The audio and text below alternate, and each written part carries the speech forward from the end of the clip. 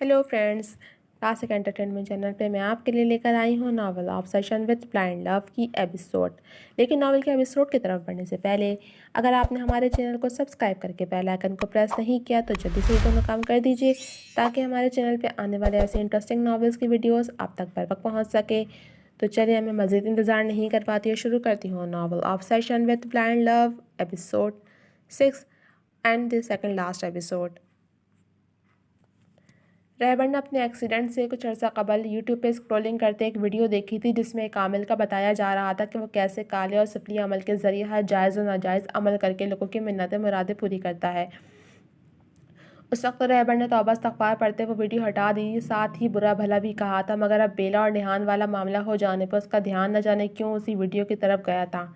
उसने यूट्यूब पर सर्च करके अपनी मतलूबा वीडियो ढूंढी जिसमें ये भी बताया गया था कि आपका महबूब कैसे आपके लिए पागल हो जाएगा चंद दिनों के अमल से। इस मुकम्मल वीडियो को देखकर उसके लबों पे मकरूम मुस्कुराहट दर आई जिसमें इंतकाम झलक रहा था। वो बेला को किसी भी तरह हासिल करके अपना बनाना चाहता था, अब चाहे उसके लिए उसको काले जादू का सहारा ही क्यों ना लेना पड़े वो लेगा और बेला को हर सूरत निहान से छीन कर रहेगा। वो बस अपने ठीक होने का इंतज़ार कर रहा था और जैसे ही वो मुकम्मल ठीक हुआ उसने उस वीडियो में दिए गए नंबर पर रब्ता किया। काफ़ी देर तक कोशिश के बाद बिलाखिर कॉल मिल ही गई थी। उसने अपना मुद्दा बयान किया तो आमिल ने उसको अपने पास आने के लिए कहा जिस पर वो राज़ी हो गया। मुकम्मल ठीक हो जाने के बाद एक रोज़ उसको मौका मिल गया। उस रोज़ उसके भाई को ऑफिस के लिए ज़रूरी काम से 2 हफ्तों के लिए शहर से बाहर जाना पड़ा था तो उसकी भाभी भी अपने मैके चली गई थी। मेल नर्स की तो वैसे भी उसने छुट्टी कर दी थी कि अब इसकी ज़रूरत नहीं थी। साफ़ सफाई और खाना बनाने के लिए मुलाजमा थी तो इसलिए इसकी भी कोई परेशानी नहीं थी। रहबर मुलाजमा के जाने के बाद तनहा होने का फ़ायदा उठाते आमिल की तरफ चला गया जिसकी रिहाइश उसके घर से काफ़ी दूर एक अजीब से इलाके में थी। वो पते के मुताबिक एक छोटी सी खस्ता व बोसीदा हाल एक मंजिला इमारत के पास बाइक रोक कर उतर गया। आसपास बड़े बड़े घने पेड़ों ने उस छोटी सी इमारत को तकरीबन ढांपा हुआ था जो उसकी वहशत में मज़ीद इजाफा कर रहे थे। वो उस इमारत में दाखिल होकर सीढ़ियाँ चढ़ता ऊपर चला आया जहाँ लकड़ी का एक बोसीदा सा दरवाज़ा था। उसने हल्की सी दस्तक दी तो चंद लम्हों बाद दरवाज़ा अंदर से अपने आप खुलता चला गया। उसने खौफजदा होकर अपना हलक तर करते अंदर झांक कर देखा, तब ऐन उसी लम्हे एक अजीब सी सूरत वाला शख्स न जाने कहाँ से उसके सामने आ गया जिसको देखकर वह खौफ से उछलता सीधा हुआ। कौन हो? उस आदमी ने करख्तगी से इस्तफसार किया। मैं वो आमिल। खौफ से उसके दिल के साथ उसकी टांगें भी काँप रही थीं। अंदर चले जाओ। अभी उसकी बात मुकम्मल भी ना हुई थी कि उस शख्स ने करक तो सर्द बर्फ़ की मानिंद ठंडे लहजे में कहते उसको जगह दी। रहबर अपना हलक तर करता अंदर दाखिल हुआ और निपे तुले कदम उठाता आगे बढ़ने लगा। उसने गर्दन मोड़कर देखा तो वो शख्स अब वहाँ नहीं था। वो एक पतली सी राहदारी नुमा बनी हुई थी। रहबर दबे कदमों चलता हुआ आगे बढ़ रहा था जब वो एक जगह आकर रुक गया। यहाँ भी बस एक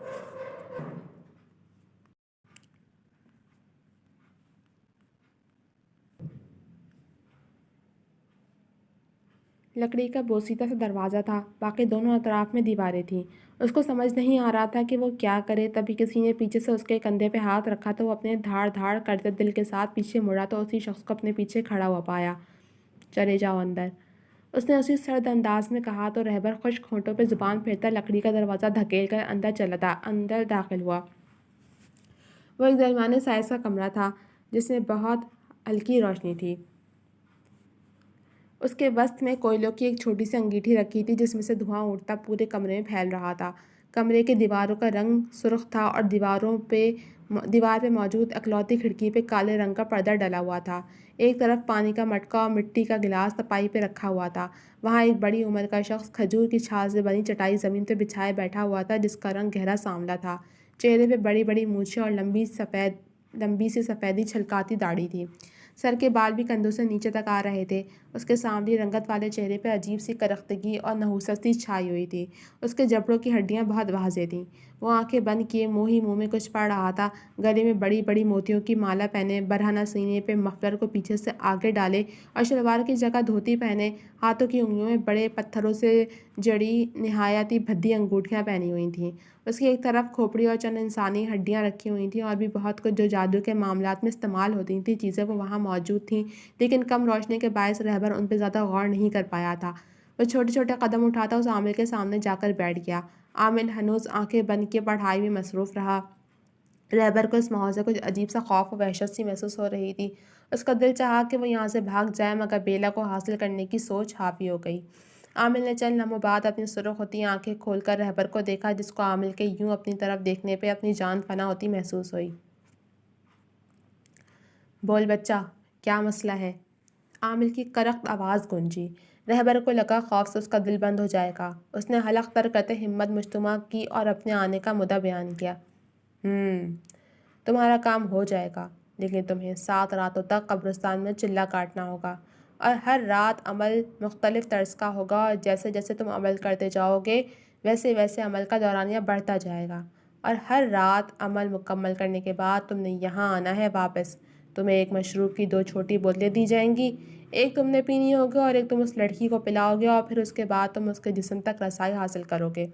اگر تو یہ 7 راتوں تک تم سب عمل بخوبی کر لو گے تو وہ لڑکی ہمیشہ کے لیے تمہاری ہو جائے گی، اور اگر کسی دن بھی کوئی چوک ہو گئی تو تمہارا عمل الٹا تم پہ ہی ہو جائے گا، اور وہ لڑکی بھی تمہاری کبھی نہیں ہو سکے گی، سمجھے؟ عامل نے مفصل انداز میں اس کو سمجھایا۔ یہ سب سن کر اس کے حواس گم ہوئے تھے۔ رات کے وقت وہ بھی قبرستان میں عمل، یہ ایک بہت مشکل امر تھا، مگر اس نے ہر صورت کرنا تھا۔ کچھ دیر سوچنے کے بعد اس نے حامی بھر لی۔ میں کر لوں گا۔ ٹھیک ہے تو سنو۔ عامل اس کے مان جانے پر اس کو اپنی بھاری فیس اور کچھ ضروری ہدایت دیتا اس کو عمل بتانے لگا۔ ساتھ ہی ایک انگوٹھی بھی تھی جس میں بھدا سا کالے رنگ کا پتھر جڑا ہوا تھا۔ سب سمجھنے کے بعد رہبر وہاں سے اٹھ گیا۔ اس وقت شام ہو رہی تھی اور اس کو آدھی رات کو قبرستان جانا تھا، جو عامل کے آستانے سے کچھ دوری کے فاصلے ہی پہ ہی تھا۔ اس نے وہیں عمل کرنے کا ارادہ کیا تاکہ وہ واپسی پہ وہ مشروبہ آسانی لے سکے۔ جس دن رہبر نے پہلی رات عمل کیا تھا پہلے بیلا کی برتھ ڈے تھی، جس پہ نیہان نے اس کو میکسی گفٹ کی تھی۔ بیلا کے کہنے پہ نیہان اس سے ملنے آنے والا تھا، مگر دوسری طرف رہبر نے عمل کر کے بیلا کے جسم تک رسائی حاصل کر لی تھی۔ اس کے عمل کی وجہ سے نیہان بیلا کے پاس نہیں آ سکا تھا۔ پہلی کے بعد دوسری، تیسری اور چوتھی رات بھی گزر چکی تھی۔ رہبر روزانہ کی بنیاد پہ اپنا عمل جاری رکھے ہوئے تھا، اور ہر رات ہی قبرستان میں اس کے ساتھ عجیب و غریب خوفناک معاملات پیش آئے تھے۔ دوسری جانب بیلا کا ذہن عمل کی وجہ سے کافی سن رہنے لگا تھا۔ وہ عجیب کھوئی کھوئی سی رہنے لگی تھی، نہ کسی سے بات کرتی، نہ ہی ہنستی مسکراتی تھی، بلکہ اس نے تو یونیورسٹی جانا بھی چھوڑ دیا تھا۔ زائنہ اس کے پاس آ کر اس کی دل جوئی کرتی رہتی تھی۔ وہ اس کو پارٹیز میں لے جانا چاہتی تھی، مگر بیلا اس سے بھی کوئی بات نہیں کرتی تھی۔ تھک ہار کے زائنہ نے اس کے پاس آنا ہی چھوڑ دیا۔ بیلا کے والدین بیٹی کی حالت پہ پریشان ہو گئے تھے۔ اس کو کافی ڈاکٹروں کو دکھایا، مگر کسی نے کوئی خاطر خواہ جواب نہ دیا۔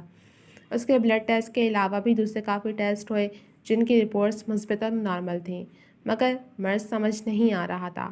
رہبر نے ان دنوں اپنے عمل اور شیطانی طاقت کے ذریعے نیہان کا بھی بہت برا ایکسیڈنٹ کروا دیا تھا، جو 2 دن بے ہوش رہنے کے بعد کوما میں جا چکا تھا۔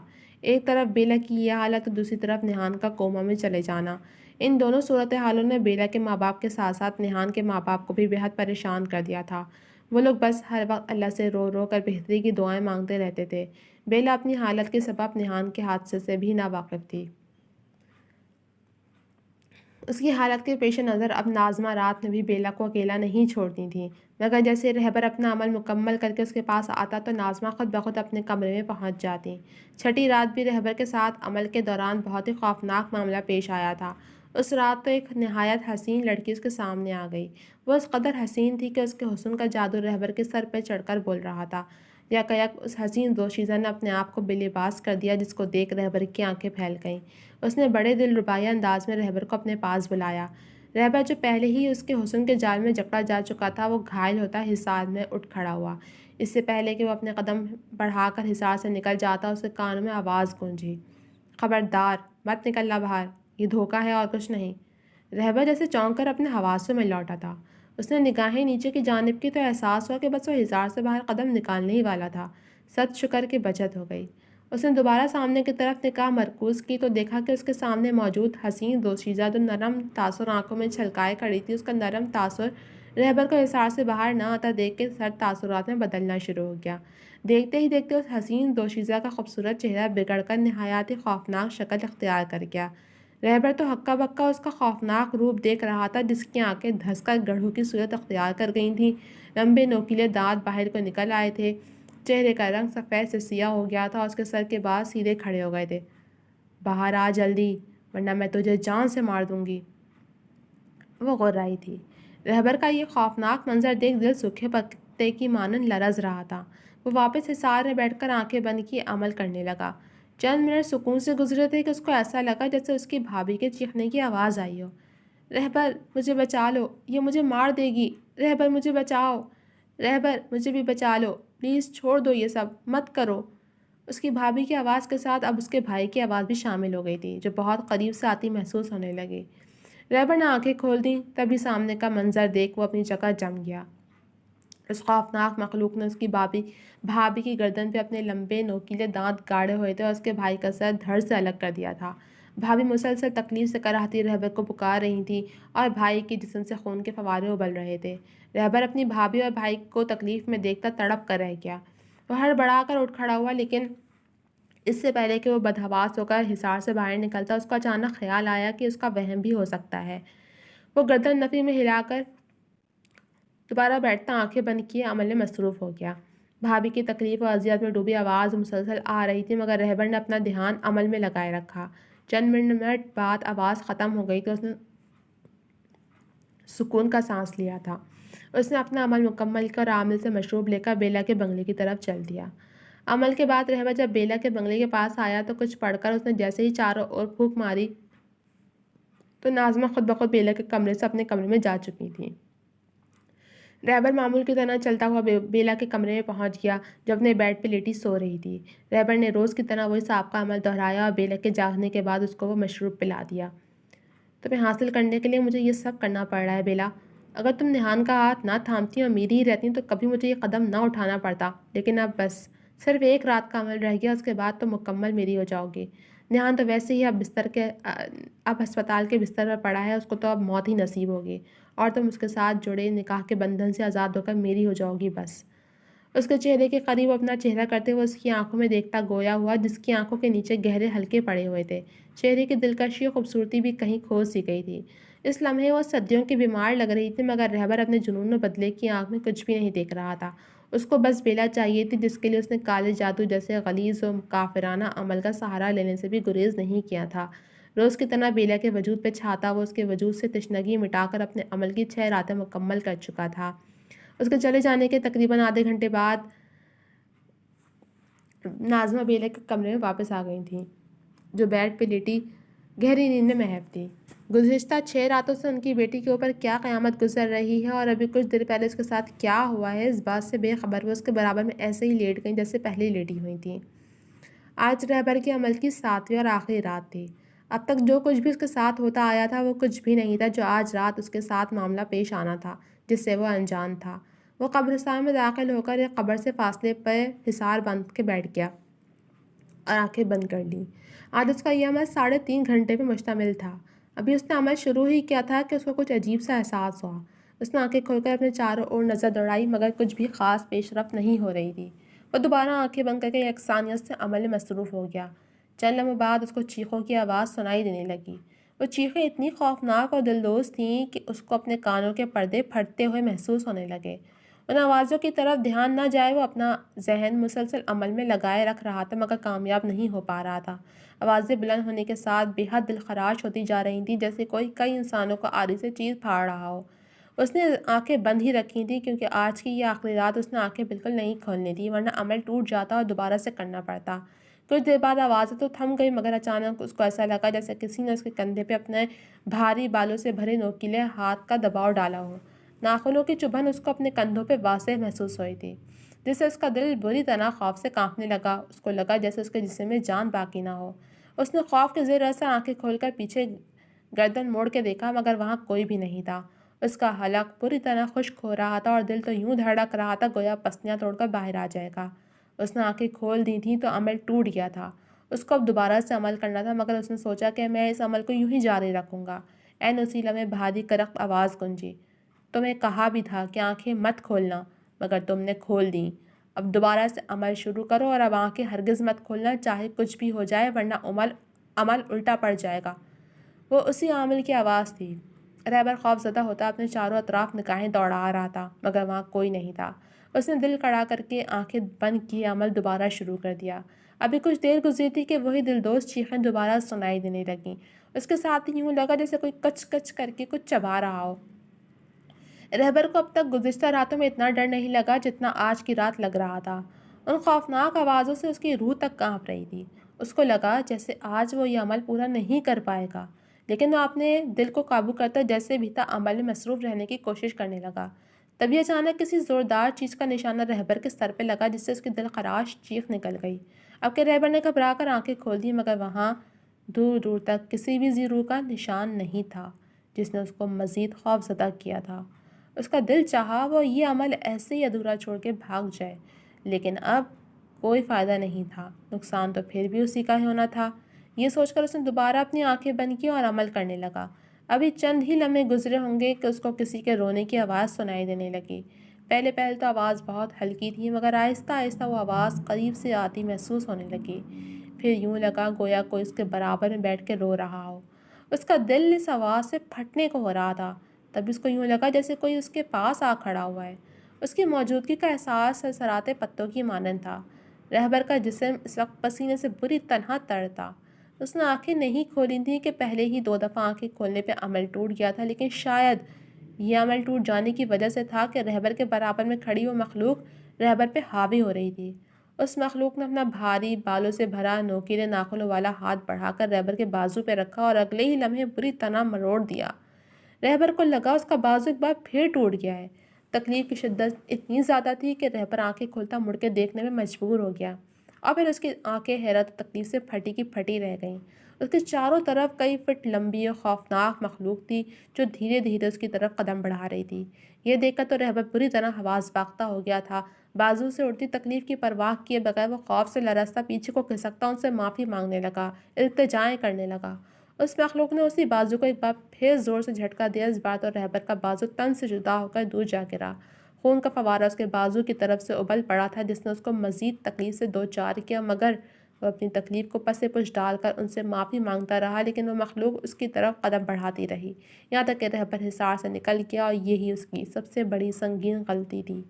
یہ دیکھ اس مخلوق نے بڑا ہی بھیانک قہقہ لگایا۔ رات کے سناٹے اور تاریکی میں ان کے بھیانک قہقوں کی گونج ایک انتہائی خوفناک تاثر ڈال رہی تھی۔ قبرستان کے در و دیوار بھی ان کے خوفناک قہقوں کی گونج سے دہل اٹھے تھے۔ رہبر وہاں سے بھاگ رہا تھا، جب بے دھیانی میں وہ ایک قبر سے ٹھوکر کھا کر نیچے گر پڑا۔ تب اس کو لگا جیسے کسی نے اس کو اپنے بھاری ہاتھوں میں اٹھا کر ہوا میں معلق کیا ہو، مگر اگلے ہی پل اس کو دوبارہ زمین پہ پوری شدت سے پٹخ دیا گیا۔ رہبر کو لگا کہ اب اس کے جسم کی کوئی ہڈی سلامت نہیں ہے۔ اس کے خوف سے دھڑکتے دل میں مزید یہ سب سہنے کی ہمت نہیں تھی۔ وہ وہیں پڑا بے ہوش ہو چکا تھا۔ اس کے ٹوٹے بازو کی جگہ سے خون بہتا قبرستان کی مٹی میں جذب ہونے لگا۔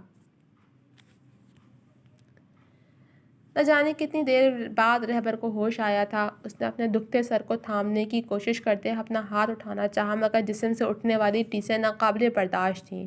اس نے تکلیف سے کراہتے موندی موندی آنکھوں سے ارد گرد کا جائزہ لیا۔ وہ ایک چھوٹا سا کمرہ تھا جہاں بس وہ ایک ہی چارپائی تھی جس پہ وہ لیٹا ہوا تھا۔ دیواروں پہ سفید روغن ہوا تھا، اور اس کمرے میں ایک کھڑکی تھی جہاں پہ پرانا مگر صاف ستھرا پردہ ڈلا ہوا تھا، جس سے دن کی روشنی چھن چھن کے اندر آ رہی تھی۔ اس نے اٹھنے کے لیے اپنی ٹانگ ہلانے کی کوشش کی، مگر یک بارگی اس کو شدید تکلیف نے دوچار کیا۔ وہ اپنی کوشش ترک کرتا اپنے جسم کو ڈھیلا چھوڑ چکا تھا، تبھی ایک بارش بزرگ اس کمرے میں داخل ہوئے۔ اس کو ہوش میں دیکھ اس کے پاس چلے آئے۔ شکر ہے تمہیں ہوش آ گیا، پتہ ہے پورے 2 دن سے بے ہوش تھے تم، بزرگ نے بتایا تو اس نے حیرت سے دیدے پھاڑے ان کو دیکھا۔ 2 دن سے؟ ہاں برخوردار 2 دن سے۔ خیر یہ بتاؤ کہ تم قبرستان میں کیا کر رہے تھے رات کے وقت، وہ بھی اکیلے؟ ان بزرگ نے اس بات میں سر ہلاتے اس کو کھوجتی نگاہوں سے دیکھا۔ اس نے شرمندہ ہو کر نظریں چرائیں۔ میں اٹھنا چاہتا ہوں۔ تم نہیں اٹھ سکتے، تمہارے جسم کی ساری ہڈیاں اور تمہارے دونوں بازو ٹوٹ چکے ہیں۔ مجھے لگتا ہے تم کسی غلط عمل کی نیت سے قبرستان میں موجود تھے اور وہی عمل الٹا پڑ گیا تم پہ۔ بتاؤ ایسی بات ہے؟ بزرگ نے انکشاف کرتے جانچتی نگاہوں سے اس کو دیکھا تو اس کی آنکھوں میں نمی جھلملانے لگی۔ وہ شرمندہ سے لہجے میں آہستہ آہستہ ان کو سارا بات بتاتا چلا گیا۔ سب جان کر بزرگ نے تعصب سے نفی میں سر جھٹکا۔ بہت افسوس کی بات ہے کہ تم ایک اچھے گھرانے سے تعلق رکھنے والے سمجھدار انسان ہو کر ایک لڑکی کے لیے اس مکروہ کافرانہ عمل کا انتخاب کر بیٹھے۔ تم جانتے ہو برخوردار کہ جادو، وہ بھی کالا یا سفلی عمل کرنے والا، دائرہ اسلام سے خارج ہو جاتا ہے۔ تم نے اپنے ساتھ ساتھ کتنی جانیں برباد کی ہیں۔ بہت افسوس ہو رہا ہے مجھے یہ سب جان کر۔ بابا جی مجھے معاف کر دیں، میں کیا کروں اب؟ کیا میں پہلے کی طرح ٹھیک نہیں ہو سکتا؟ اس کا بس نہیں چل رہا تھا کہ وہ ہاتھ جوڑ کر ان کے قدموں میں گر جائے، مگر وہ تو اپنی جگہ سے ہل بھی نہیں سکتا تھا۔ بیٹا، مجھ سے معافی مانگنے سے کوئی فائدہ نہیں ہے۔ تم نے اللہ کے ساتھ چال چلنے کی کوشش کی تو اس نے تمہاری چال تم ہی پہ الٹ دی، اور یہی تمہاری سزا ہے کہ تم ساری عمر یہ نقصان اٹھاؤ گے۔ بزرگ کا لہجہ خود بخود سخت ہو گیا تھا۔ وہ یہ سن کر بری طرح پھپک کے رو پڑا۔ اس نے تو شاید اب یوں ہی ساری عمر روتے رہنا تھا۔ اللہ سے جتنی ہو سکے اپنے گناہوں کی معافی مانگو، وہ معاف کرنے پہ قادر ہے، امید ہے تمہیں بھی معاف کر دے گا، بزرگ سپاٹ لہجے میں کہتے وہاں سے نکل کر ان کی بات سن کے وہ روتا ہوا اللہ سے معافی مانگنے لگا۔ اسلام میں کالا جادو جیسے عمل کی کوئی گنجائش نہیں ہے، لیکن کچھ کمزور ایمان والے اپنے جائز و ناجائز عمل کے لیے کالے جادو کا سہارا لیتے ہیں، جو کہ سوائے گھاٹے کے کچھ نہیں ہے۔ کالا جادو کرنے اور کروانے والے کے لیے اسلام میں بہت سخت وعید ہے کہ وہ دونوں ہی دائرہ اسلام سے خارج ہو جاتے ہیں، اور پھر حلال حرام اور صحیح غلط کی تمیز ختم ہو جاتی ہے۔ جب یہ تمیز و احساس انسان میں سے ختم ہو جائے تو پھر اس کے سوچنے سمجھنے کی صلاحیت بھی مفقود ہو جاتی ہے، اور پھر کسی بھی مکروہ کام کرتے وقت اس کا ضمیر اس کو ملامت نہیں کرتا۔ اسی طرح رہبر کے ساتھ بھی ہوا تھا۔ اس نے اپنی محبت بیلا کو حاصل کرنے کے لیے مکروہ و غلیظ عمل کا انتخاب کیا اور کبیرہ گناہ کا مرتب ٹھہرا۔ غلط تو بیلا اور نہان نے بھی کیا تھا رہبر کے ساتھ، مگر ان کی غلطی اتنی بڑی نہیں تھی کہ وہ ایسی سزا کے حقدار ٹھہرتے۔ تو جناب، اب تک کے لیے صرف اتنا ہی۔ کیسی لگی آپ کو یہ سیکنڈ لاسٹ ایپیسوڈ؟ ناول اب اینڈنگ کی طرف بڑھ رہا ہے، یعنی کہ اب صرف اور صرف لاسٹ ایپیسوڈ باقی رہ گئی ہے، اور آپ لوگوں نے ابھی تک رائٹر کا نام گیس نہیں کیا، تو جناب جلدی سے رائٹر کا نام گیس کیجئے۔ اس ایپیسوڈ میں آپ لوگ جلدی سے بتائیے کہ آپ کو یہ ناول اب تک کس کا لگ رہا ہے۔ تو لاسٹ ایپیسوڈ میں تو آپ لوگوں کو ہم بتا ہی دیں گے کہ ناول کس رائٹر کا ہے، تو یقیناً جاننے کے لیے آپ لوگ تو ہوں گے بےتاب۔ تو جڑے رہیے میرے ساتھ، جلد ملوں گی آپ سے اگلے ایپیسوڈ کے ساتھ۔ جب تک آپ لوگ اپنے تکے لگائیے، کمنٹ سیکشن میں اپنی رائے کا اظہار کیجیے، ہمارے چینل کو شیئر بھی کیجیے تاکہ اور لوگ بھی ہمارے ناول سے ایسے لطف اندوز ہو سکیں جیسے آپ لوگ ہوتے ہیں۔ تو اجازت دیجیے، اللہ حافظ۔